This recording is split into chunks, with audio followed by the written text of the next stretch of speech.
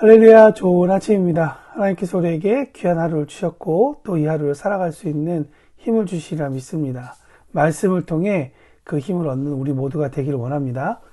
오늘은 저와 사무엘상 30장을 통해 하나님께서 주시는 감동을 함께 누리기를 원합니다. 산 하나만 넘어서 문제를 해결할 수 있다면 얼마나 좋을까요? 그러나 이 문제를 해결하면 또 다른 문제가 오기를 반복하는 것이 인생인 것 같습니다.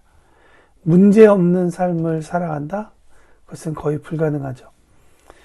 그러나 문제를 경험한 사람이 갖는 특권이 있다고 생각합니다. 그것은 그때가 돼서야 자신과 주위를 돌아볼 수 있는 시간이 주어진다는 것입니다. 지금 주어진 것이 어떤 의미를 가지고 있는지, 나에게 어떤 영향을 주고 있는지 생각하지도 못한 채 바쁘게 살아가다가 문제라는 산을 턱 하고 마주하고 나서야 비로소 자신을 발견하게 됩니다. 또한 문제는 사람을 성장시키게 하죠.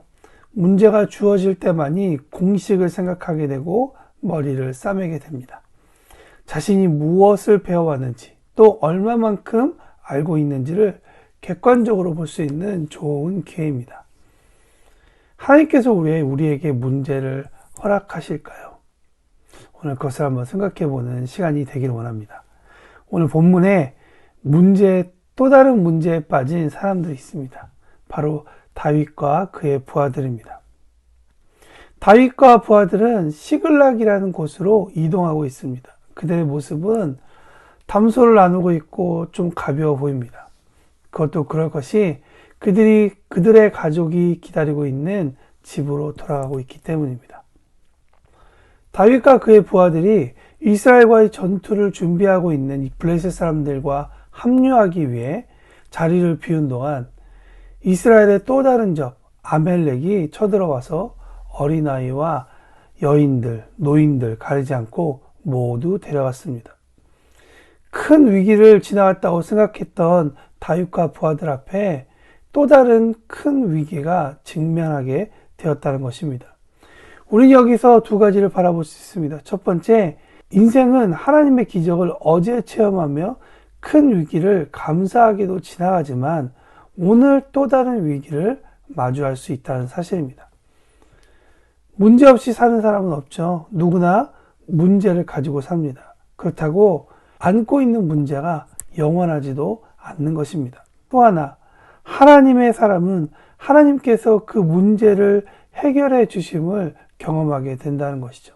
어제 나누었던 것처럼 피할 길을 내어주시는 하나님을 체험하게 되는 것입니다. 그러나 이 체험, 이 경험이 단 일회성으로 끝나는 것이 아닙니다. 또 다른 날에 또 다른 경험을 해야 할 필요가 있다는 것을 성경은 우리에게 말하고 있습니다. 그래서 우리가 고백하고 있는 주기도문에도 날마다 일용할 양식을 달라고 예수님께서 기도하라고 우리에게 가르쳐 주신 것입니다. 날마다 하나님을 경험하는 일은 그런 우리의 삶 가운데 매우 중요한 부분이라고 생각할 수 있습니다.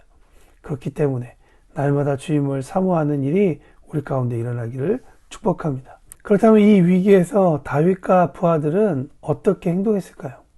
앞서서 언급했던 것처럼 이스라엘과 블레셋의 전쟁, 그 출정식에서 기적적으로 그 위기에서 피할 길을 내어주신 하나님을 경험했음에도 불구하고 모두가 다 하나님을 찾은 것은 아니었다라는 것이 중요한 포인트가 될 것입니다.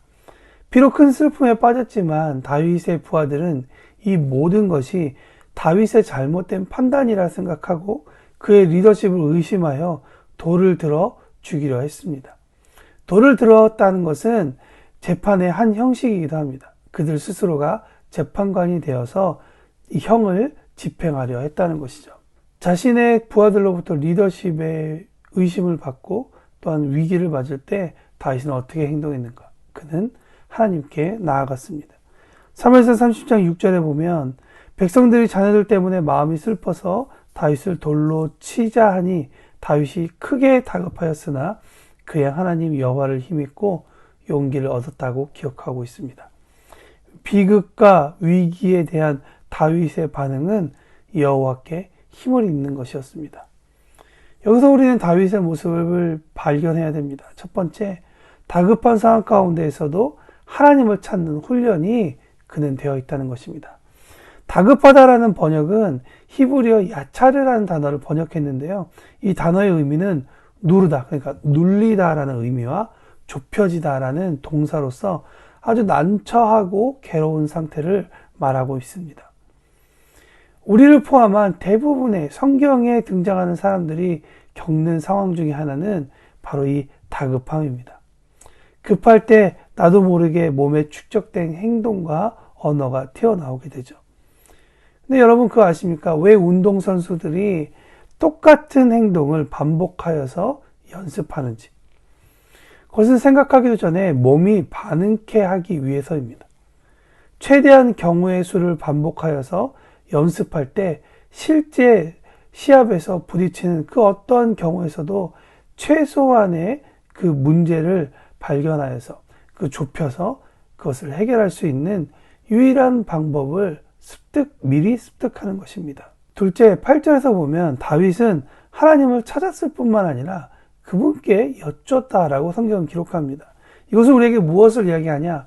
하나님께서 알아서 하시겠지라고 하는 그냥 하나님 앞에 내어놓고 우리가 아무런 생각을 갖지 않는 것이 아니라 적극적으로 하나님께 물어보는 태도를 우리에게 보여준다는 것이죠. 우리의 삶도 그래야 됩니다. 하나님을 경험하는 것이 너무나도 중요하죠. 지식을 쌓는 것도 중요합니다. 그러나 하나님을 경험하는 지식이 쌓이고 감정이 깊어질수록 문제를 바라보고 해결하는 그 방법이 달라져야 하는 것입니다. 무엇보다 우리의 태도가 위기와 다급함에 앞서서 하나님 앞에 피하며 하나님의 뜻을 구하는 그런 삶의 패턴이 만들어져야 되는 것이죠. 다시 말하면 삶의 구원자이신 하나님만을 의지하는 태도를 보이는 모습을 보임으로써 아빠 되신 하나님께 기뻐해 드리는 일도 만들어 가야 하는 것입니다. 하나님의 답을 얻을 때까지 그분에게 엽죽고 엽줍는 일을 멈추지 말아야 합니다. 여러분, 하나님께 여쭈을 때, 하나님과 대화할 때 우리의 시선은 하나님을 향하고 있다는 사실을 알고 계시죠? 하나님과 대화할 때만 문제를 보는 것이 아니라 하나님을 바라볼 수 있게 되는 것입니다. 의지할 마음, 그리고 하나님을 찾는 행동, 이것이 위기가 아닌 때에도 훈련되어져야 할 우리의 태도일 것입니다. 그렇다면 이런 위기의 순간에 하나님을 찾고 답을 구하는 자, 다윗.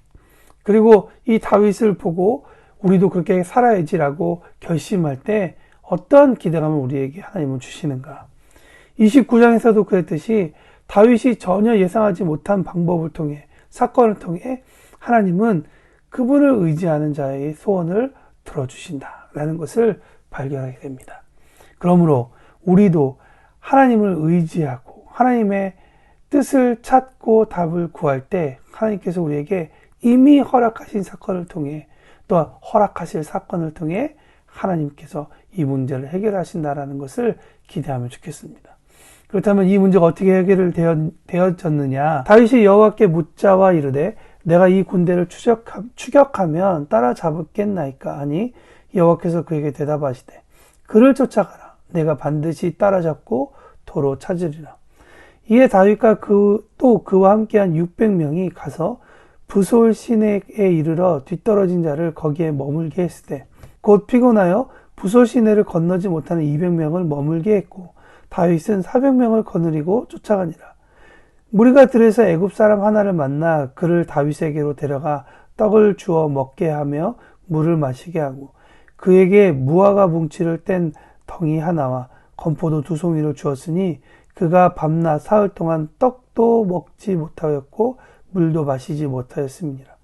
그가 먹고 정신을 차리매 다윗이 그에게 이르되 너는 누구에게 속하였으며 어디에서 왔느냐 하니 그가 이르되 나는 애굽 소년이요 아말렉 사람의 종이었더니 사흘 전에 병이 들매 주인이 나를 버렸나이다. 우리가 그렛 사람과 남방과 유다에 속한 지방과 갈렙 남방을 침노하고 시글락을 불살랐나이다. 다윗이 그에게 이르되 내가 나를 그 군대로 인도하겠느냐 하니 다윗은 병들어 버려진 아말렉 사람의 이집트 종을 만나게 됩니다. 그리고 그를 통해서 저들이 걸어간 길을 알게 되죠. 약탈에 취해 파티를 하고 있었던 아말렉 사람들에게서 자신의 가족을 구해오는 사건으로 오늘 이 성경 말씀은 마무리됩니다. 여러분, 재미있지 않습니까? 버려진 종. 대단한 사람은 아니었지만 이 작은 사건 하나로 인해서 도저히 풀리지 않았던 문제가 해결되는 그 사건을 우리는 보게 됩니다.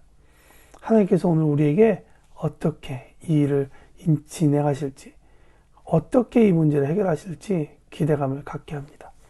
결론입니다. 어떤 때는 우리의 기도가 이래야 한다고 생각합니다.